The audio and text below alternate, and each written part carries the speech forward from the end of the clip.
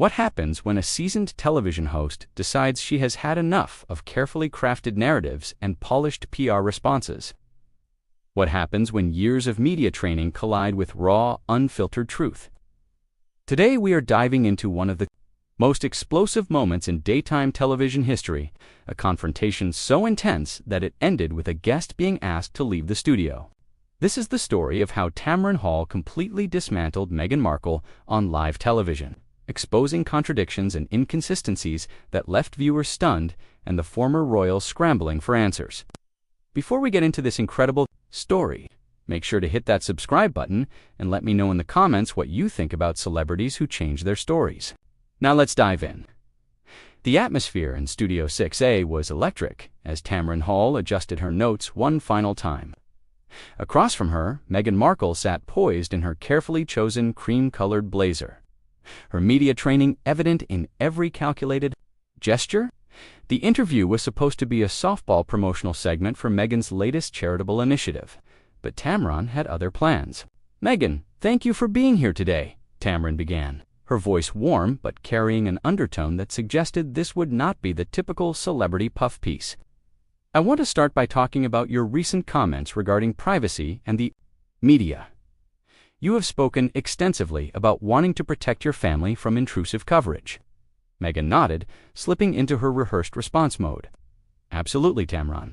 Privacy is fundamental to any family, and when you have children, that becomes even more important.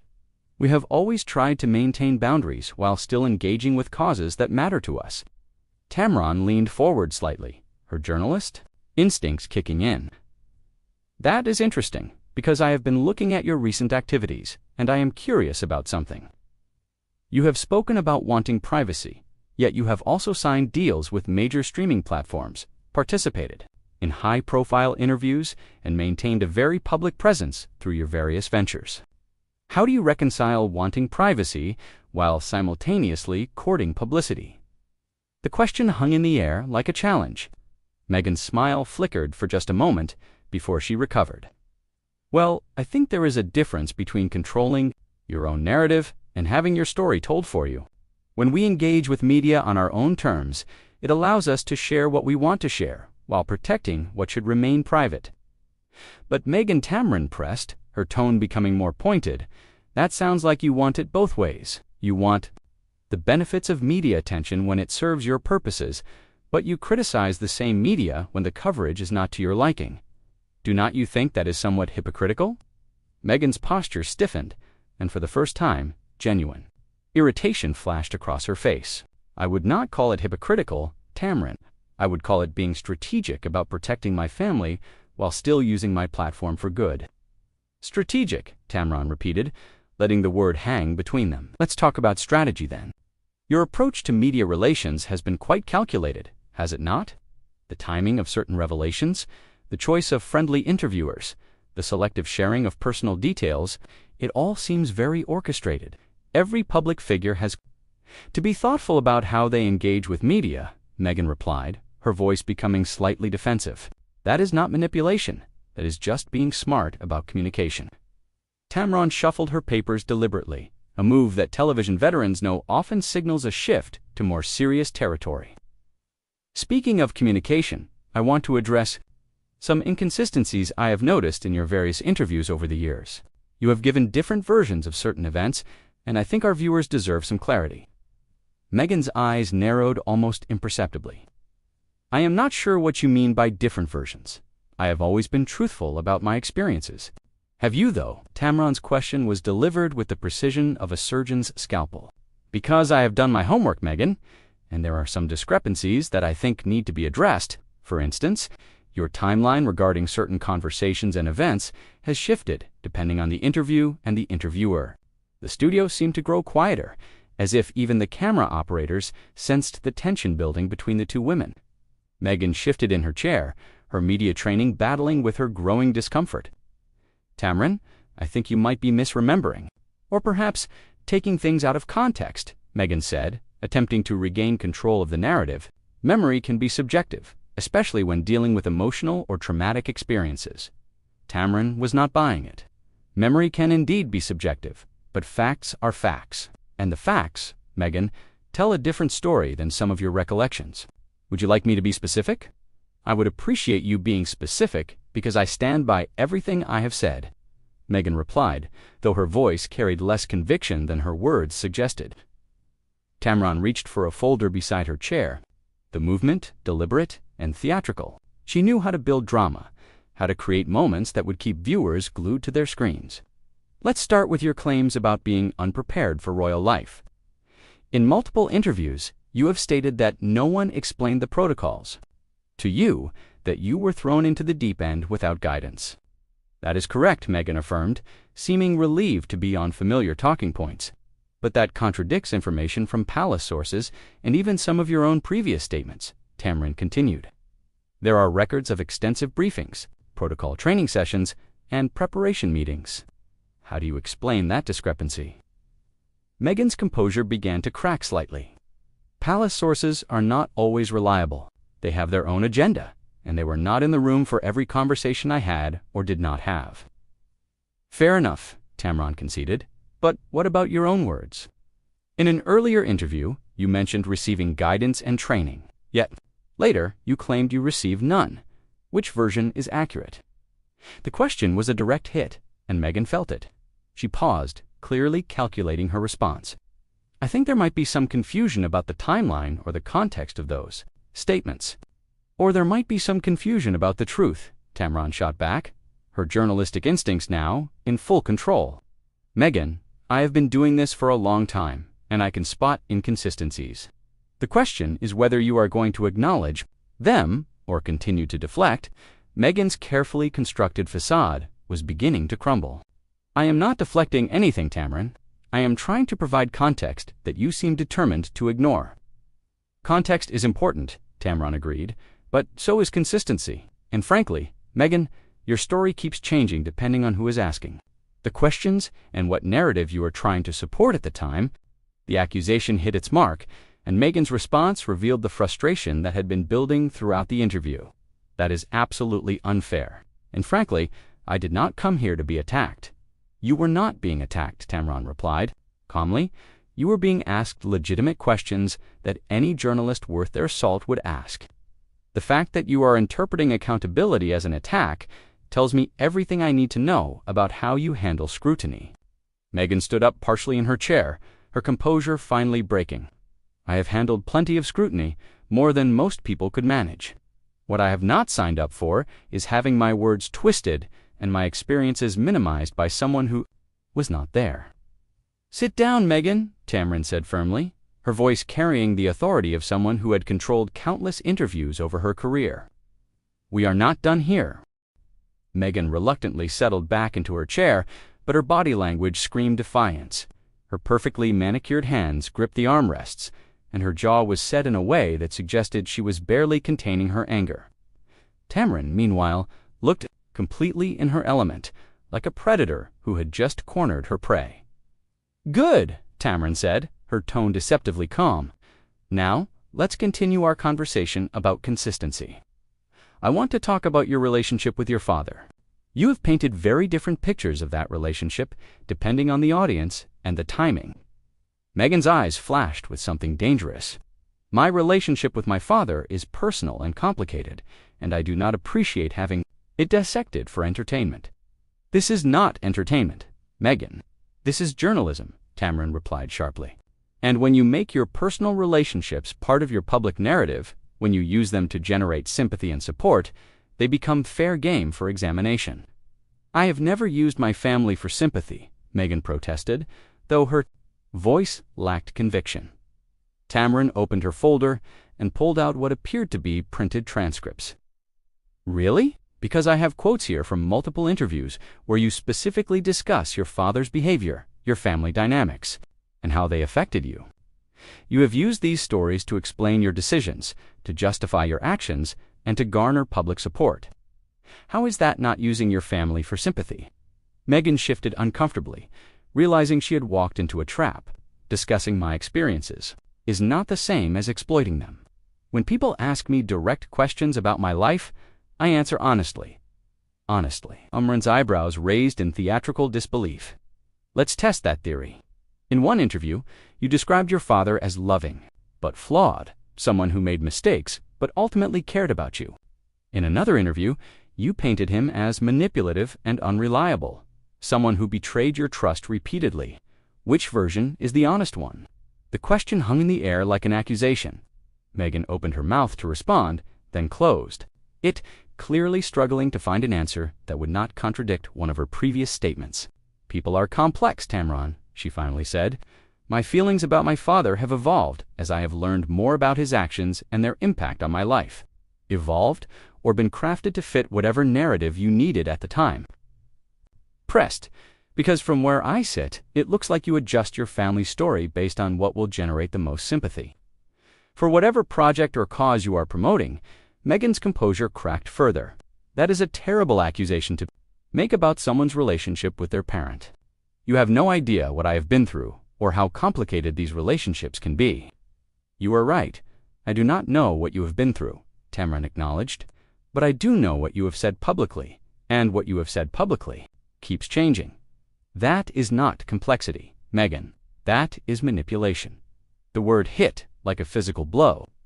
Meghan's face flushed, and for a moment, she looked genuinely stunned. "I cannot believe you just called me manipulative on national television." "I did not call you manipulative," Tamron corrected. "I said your inconsistent storytelling looks like manipulation. There is a difference, though I am starting to wonder if you see it that way." Meghan stood up abruptly, her chair rolling backward slightly. "I do not have to sit here and listen to this character assassination disguised as journalism. Sit down." Meghan Tamron commanded again, her voice carrying even more authority than before. "You agreed to this interview, and we are going to finish it properly. Running away when faced with difficult questions is exactly the kind of behavior that makes people question your credibility." "I am not running away," Meghan snapped, though she remained standing. "I am refusing to participate in what has clearly become a hit piece." Tamron leaned back in her chair, a slight smile playing at the corners of her mouth. "A hit piece? Meghan, I have asked you exactly 3 substantive questions about statements you made publicly. If you consider basic fact checking to be a hit piece, then maybe the problem is not with my questions, but with your answers. Your questions are loaded and designed to make me look bad," Meghan accused, her voice rising slightly. "My questions are designed to get to the truth," Tamron shot back. "If the truth makes you look bad, then perhaps you should reconsider some of the things you have said publicly." Meghan finally sat back down, but her posture remained rigid and defensive. "Fine. What exactly do you want from me, Tamron?" "I want honesty," Tamron replied simply. "I want you to acknowledge that your story has changed multiple times and explain why. I want you to take responsibility for the inconsistencies instead of deflecting and making excuses." "I have been honest about my experiences," Meghan insisted, though her voice had lost much of its earlier confidence. "Have you, though?" Tamron pulled out another document from her folder. "Let's talk about your claims regarding financial support. From the royal family, you have given conflicting accounts of whether you received funding, how much you received, and what it was used for.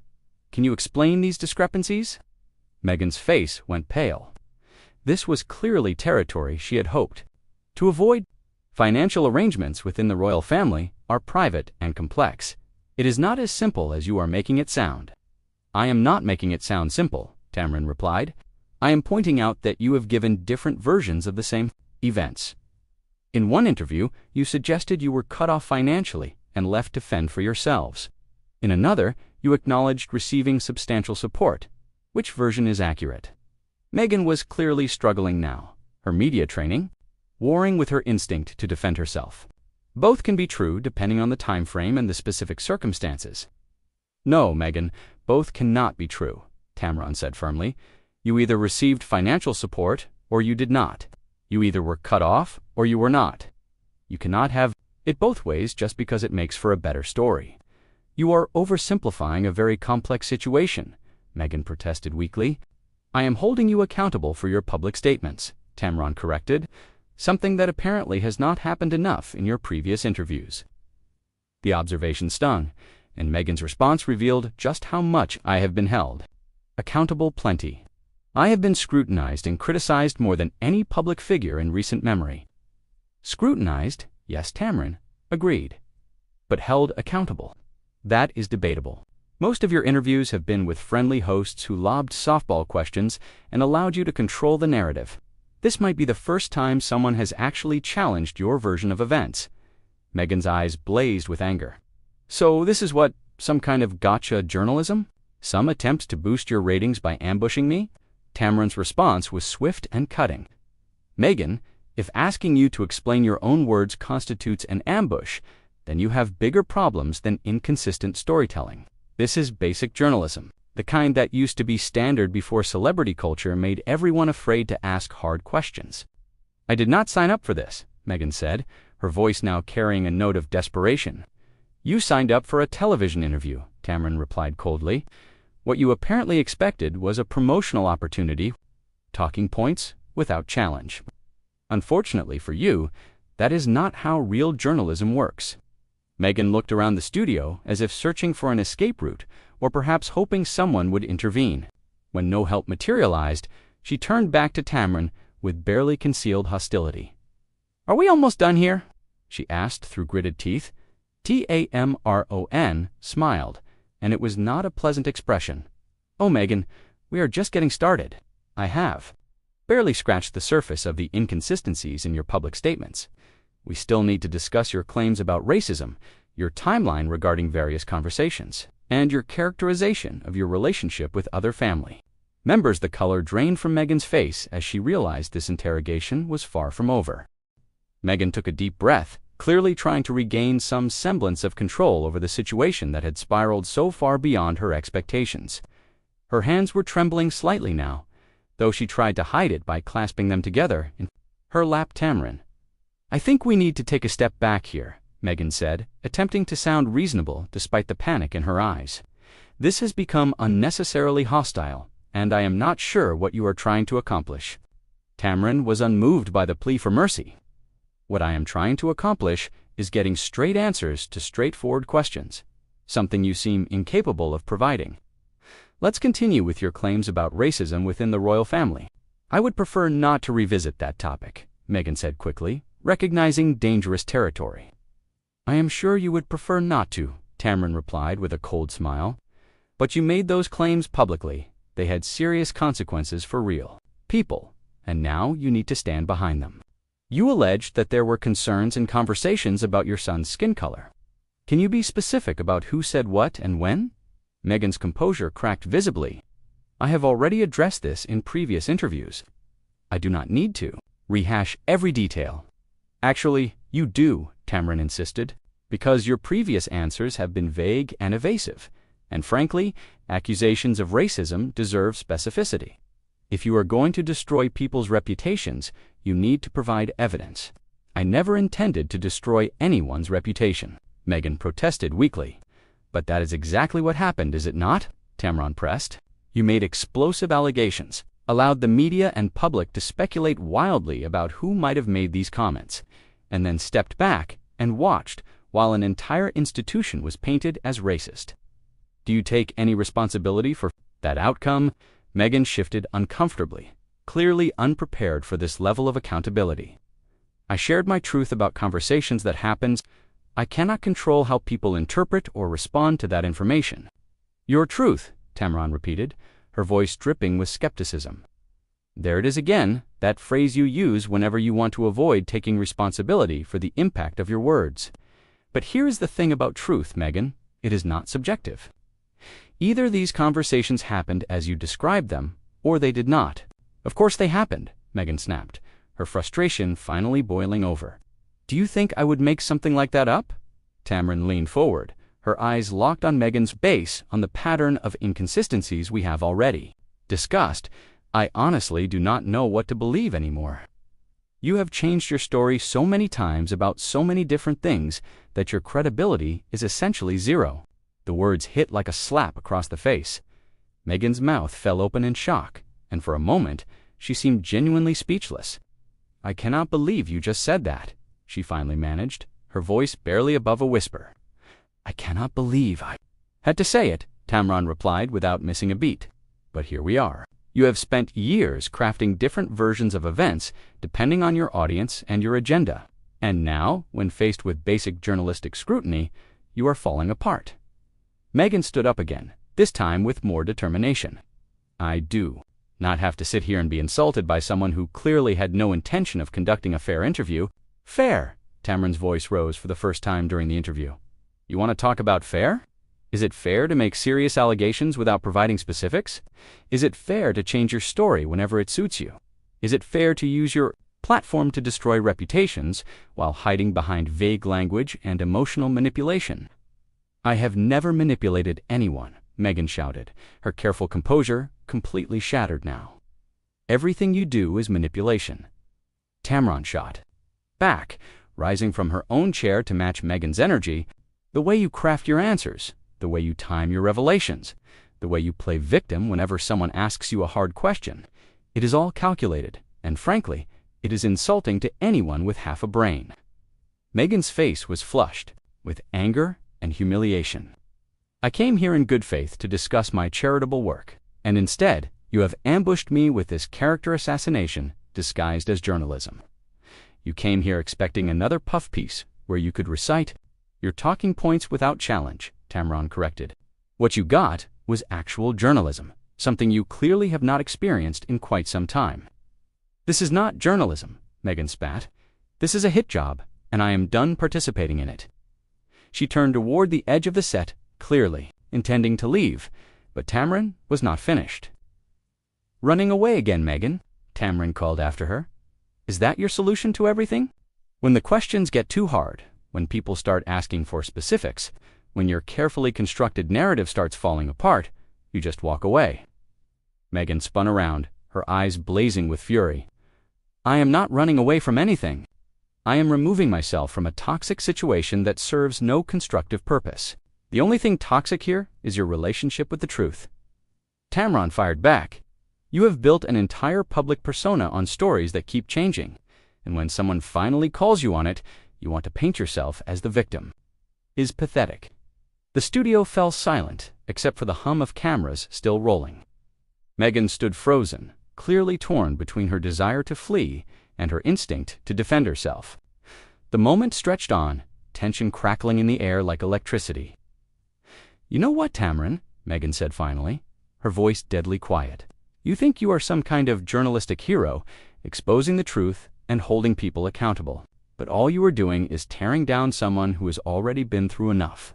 Someone who has faced more scrutiny and criticism than you could ever imagine. Tamron was unmoved by the emotional appeal.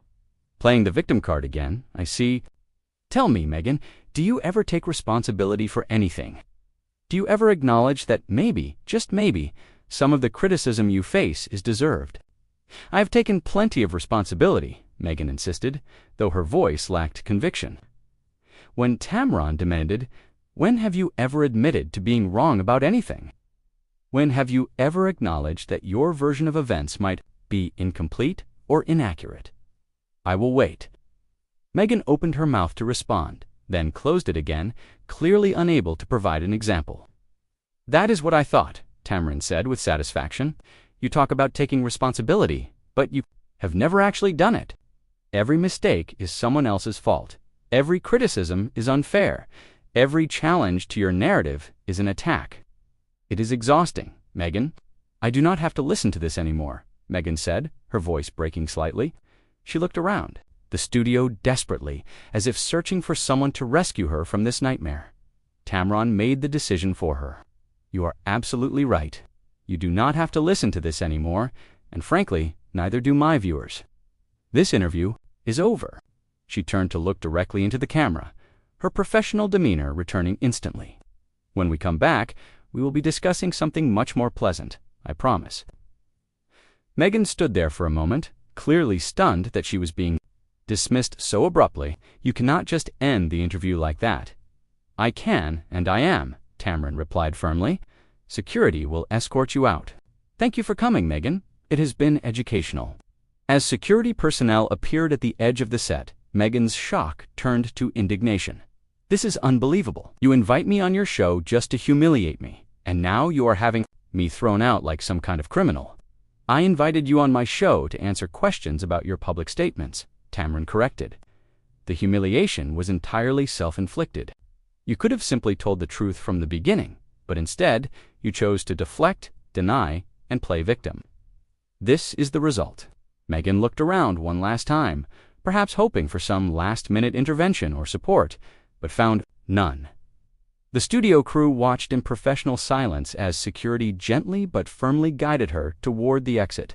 "This will not be forgotten," Meghan called over her shoulder as she was led away.